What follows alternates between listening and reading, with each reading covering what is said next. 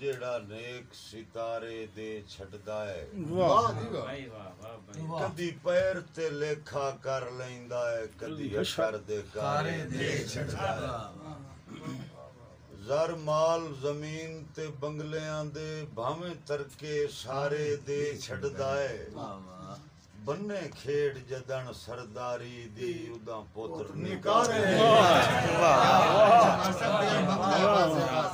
मैं याद करेंदा बा मैं थोड़ा जिहा मिस मेरे रब अल्ताफ जो मूड च होवे और मेरे अजीज एक फरमाइश की जी जरूर जरूर अल्ताफ असी निखड़ के जी नहीं सकदे जिगरन होर किदे हिजर दा सेक पचा सकदन जेड़े आदि जुल्फ दी धम्मी नाल उस बशर नु लाजमी वेना हाय आशिक जिस दे ना दे मैं सुनिया नजर वधा छड़ दिन दीदार निरन्ने मेरे रब अल्ताफ जे मूड ओ उस्ताद जेड़ा पे रल वसण दी असरत मर नहीं गई जेड़ा ओ दिल मंगदा है याद नहीं मेरे रब अल्ताफ जे कदी मूड यार मजाक फुटण दी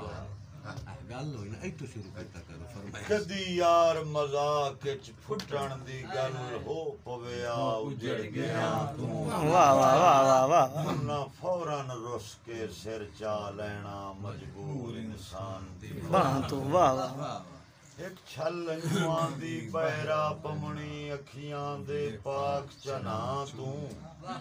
फुट गए आखिर अल्ताफ जिन्हां नू हाई नफरत फुटान देना वाह वाह वाह क्या बात मेरे रब अल्ताफ जे मूड च होवे नहीं हजे इल्हाम शुरू नहीं होया भाई हजे इतने तो बाद नहीं शुरू है जै पैदा कीती ये खलकत कोलो दी अपनी जद शद काई वाह वाह वाह वाह करे आप जे फजल तमाशर दी ये डियारी लद शद